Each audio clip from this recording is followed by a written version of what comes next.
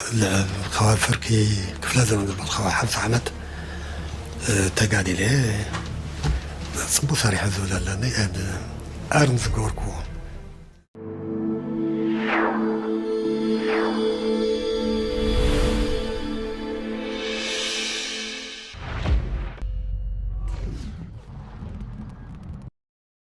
ከጥቂት ቀናት በፊት አዲስ ከርመው ወደ ትግራይ የተመለሱት የትግራይ ጊዜያዊ አስተዳደር ፕሬዝዳንት ሌተናል ጀነራል ታደሰ ወረደ ይህንን ብለው ነበር። ጤና ይስጥልኝ። የዕለቱ መረጃ ቅኝታችን እነሆ ተጀምሯል። እንደተለመደው እየሰማችሁ አብራችሁን እንድትቆዩ በአክብሮት ጋበዝን።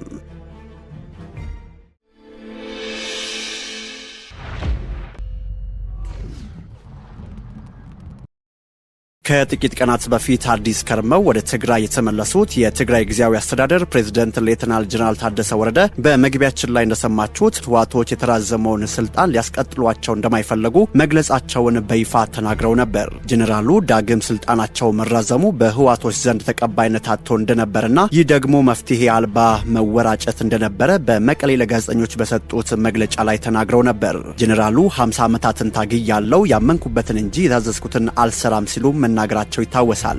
ታደሰ ወረደ ይህንን መግለጫ መቀሌ ላይ ሲሰጡ ህወሓቶች ደግሞ በታሪካዊቷ አክሱም ከተማ በዝግ እየመከሩ ነበር። ሪፖርተር በእንግሊዝኛ እትሙ ባሳለፍነው ሳምንት መጨረሻ ላይ አሰራጭቶት በነበረው ዘገባ ይህንን ስብሰባ ሃይ ስቴክስ ሚቲንግ ሲል ነበረ የሰየመው። ስብሰባው እጅግ ጥብቅና ታሪካዊ ውሳኔዎች ሊተላለፉበት እንደሚችሉ ፍንጭ ለመስጠት ነው ዘ ሪፖርተር ይህንን ምክር በዚህ መልኩ የገለጸው። ስብሰባው ከ5 ቀናት በፊት ነበር የተጀመረው። ብዙዎች ሃርድ ክሮስ ኦፍ ቲፒኤልኤፍ ብለው የሚጠሯቸው ህወሓቶች አክሱም ላይ መሰብሰብ ሲጀምሩ ይህ ነገር አንዳች የከፋ መዘዝ ይዞ ሳይመጣ አይቀርም የሚል ፍርሃታቸውን እንደገለጹ የሪፖርተር ዘገባ ያሳያል። ህወሓት ይህ የማዕከላዊ ኮሚቴ ስብሰባ መደበኛ ነው ቢልም በጊዜያዊ አስተዳደር ስልጣን ጊዜ ማብቃት በፕሬዝዳንቱ ጀነራል ታደሰ ወረደ ጣፈንታ በወቅታዊ ፖለቲካዊ ጉዳዮች እንደዚሁም በኮር አጀንዳዎች ዙሪያ እንደሚወያይና በቀጣዮቹ ጊዜያት ስለሚሆኑ ነገሮች ውሳኔዎች የሚሰጡበት ነው ሲልም ባሳለፍነው ሳምንት ሮብ ገና ስብሰባው ሲጀምር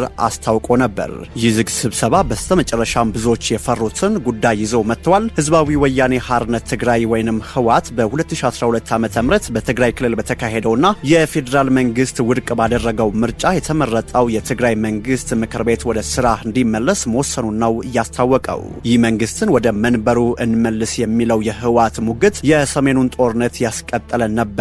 አሁንም ሌላ ዙር ጦርነት ሊያስጀምር ይችላል የሚል ከፍተኛ ስጋትም ደቅነዋል።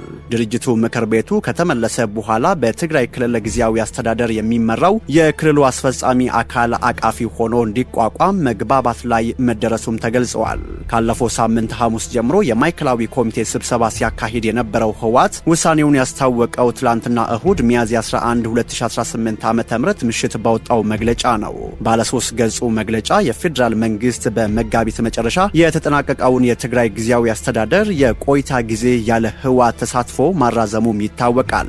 ጠቅላይ ሚኒስትር አብይ አህመድ ካለፈው ዓመት አጋማሽ ጀምሮ የትግራይ ጊዜያዊ አስተዳደርን በፕሬዝዳንትነት ሲመሩ የቆዩት ሌተናል ጀነራል ታደሰ ወረደ የስልጣን ቆይታ ከሚያዝያ 1 2018 ዓ.ም ጀምሮ ለ1 ዓመት እንዲራዘም መወሰናቸውም ይታወሳል።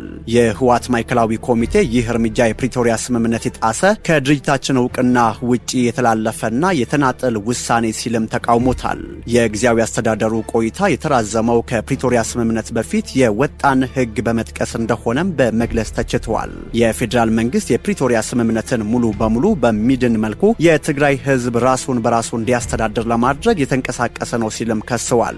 ወደ ትግራይ ክልል መላክ የነበረበት የድጎማ በጀት መቋረጡን የጠቀሰ ህወሓት በአጠቃላይ በትግራይ ላይ ዳግም እገዳና ከበባ በማድረግ የጦር መሳሪያና ሜካናይዝድ አቅሙን ወደ ትግራይ በማስጠጋት ዳግም ጦርነት ለመክፈት ዝግጅት እያደረገ ነው ሲል የፌዴራል መንግስቱን ወንጅሏል። በእነዚህ እርምጃዎች የተነሳም ለትግራይ ህዝብ ህልውናና ደህንነት አደገኛ የሆነ ሁኔታ እንደተፈጠረም ገልጸዋል።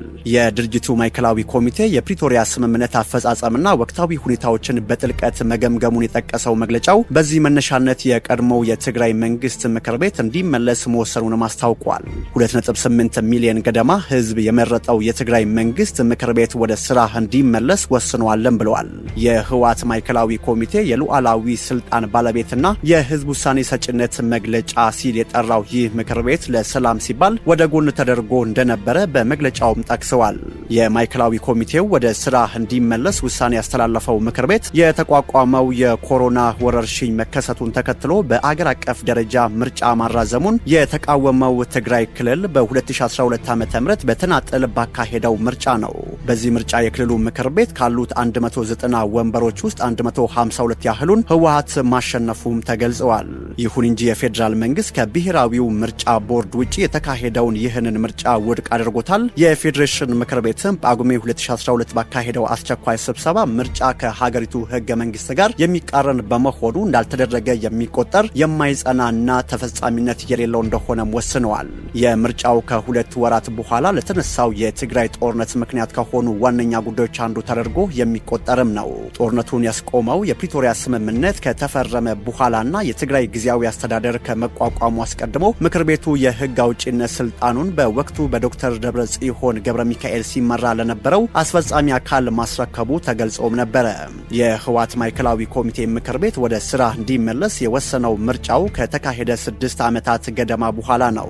ምክር ቤቱ ወደ ስራው ከተመለሰ በኋላ አስፈጻሚው አካል የመከታ አቅሞችን በሚያሳትፍ መልኩ አቃፊ ሆኖ እንዲቋቋም መግባባት ላይ መደረሱን አስታውቋል። መግለጫው የመከተ አቅሞች ሲል የገለጸው የትግራይ ኃይሎች አመራሮችን በአባልነት እንደያዘ የሚነገርለት የአመራር ውሳኔ ሰጪ ቡድን ነው። ይህ ቡድን ከማዕከላዊው ኮሚቴ ስብሰባ መጠናቀቅ በኋላ በህወሓት ውሳኔዎች ላይ ስብሰባ ማድረጉን መግለጫው ጠቅሰዋል። ሚያዝያ 9ና 10 2018 ዓ.ም በተካሄደው በዚህ ስብሰባ ላይ የመከተ አቅሞች ምክር ቤት የህወሓትን አጀንዳዎች የሚያጠናክሩ ሐሳቦችን በመጨመር ለህወሓት ማዕከላዊ ኮሚቴ ውሳኔዎች ያለውን ድጋፍ እንደገለጸም አስታውቀዋል። የህወሓት ማዕከላዊ ኮሚቴ ከምክር ቤቱ ጋር በተያያዘ ካሳለፈው ውሳኔ በተጨማሪ በትግራይ ህዝብና በሌሎች ህዝቦች መካከል ሊኖር ስለሚገባው ግንኙነት እንደተወያየ መግለጫውም ያስረዳል። ከየትኛውም ጊዜ በላይ ህዝባችን ከጎረቤት ህዝቦች፣ ከሌሎች የኢትዮጵያ ህዝቦችና ከጎረቤት ሀገራት ህዝቦች ጋር ያለውን ግንኙነት የሚያጠናክሩ ስራዎች እንዲሰሩ ወስኗልን ብለዋል። አሁንም ቢሆን የትግራይ ህዝብና ህወሓት ቢሆን ከኢትዮጵያ መንግስት ጋር ያሉትን ልዩነቶች በውይይትና በድርድር ለመፍታት ዝግጁ መሆናቸውን ገልጸዋል። አክሎም ግን የክልሉ ህዝብ የትግራይ ህዝብን ህልውናና ደህንነት ለማረጋገጥ የተካሄደ ያለው ወሳኝ ትግል ምዕራፍ ከህወሓት ጎን እንዲቆሙም ጠይቀዋል። ይህንን የህወሓት ማዕከላዊ ኮሚቴ ውሳኔ በተመለከተ እስካሁን ድረስ ከፌዴራል መንግስትም ሆነ ከትግራይ ጊዜያዊ አስተዳደር በኩል የተሰጠ ይፋዊ አስተያየትም የለም።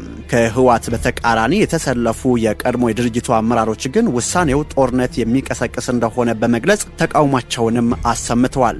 ከነዚህ አንዱ የሆኑት የጠቅላይ ሚኒስትር አብይ አህመድ የምስራቅ አፍሪካ ጉዳዮች አማካሪ ጌታቸው ረዳ ህወሓት በዚህ ውሳኔው የፕሪቶሪያ ስምምነትን የሚያፈርስ ተግባራዊ እርምጃ ወስዷልም ብለዋል።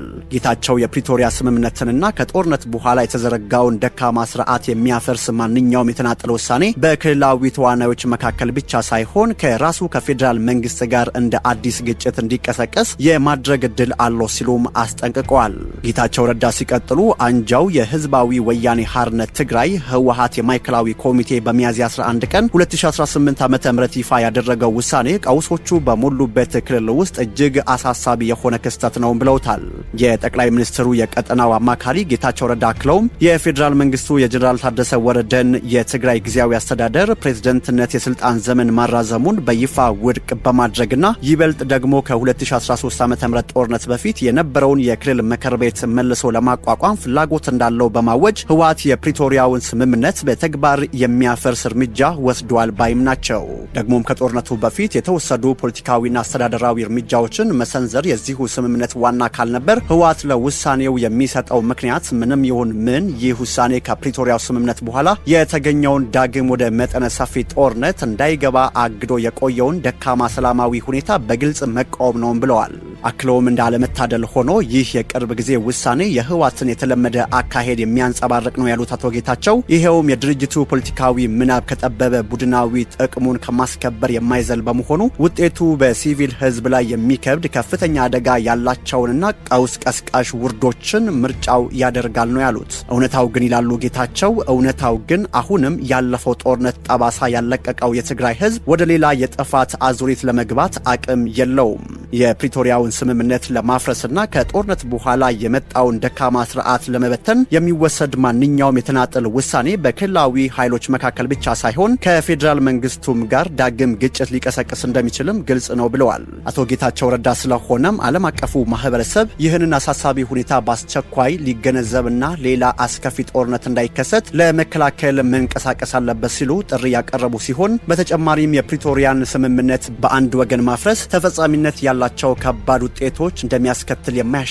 ምልክት ሊያሳይ ይገባልን ብለዋል። በተመሳሳይ ጊዜ የፕሪቶሪያ ስምምነት ሙሉ በሙሉ ተግባራዊ እንዲሆን ጥሪውን ማደስና ለዚህም መስራት ይኖርብናል ሲሉ ያሳሰቡት የስምምነቱ ፈራሚ የስምረት ፓርቲ ሊቀመንበር ጌታቸው ረዳ እርምጃ ባለመውሰድና በመዘግየት የሚመጣው ዋጋ እንደ ቀድሞ ሁሉ አሁንም ከቅርብ ጊዜው እጅግ አጥፊ ጦርነት ካላገገመው ሰላማዊ ሰዎች የሚከፈል ይሆናል። ውጤታማ እርምጃ ለመውሰድ ያለው እድል ሳይዘጋ አሁኑኑ ይንቀሳቀሱ በማለት ነው ጥሪውን ያቀረበው።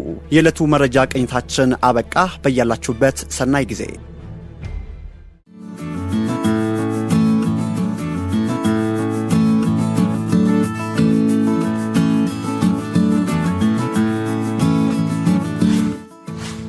ሸገር ታይምስ ሚዲያን ሰብስክራይብ በማድረግና ደወሉን በመጫን ይከተሉን።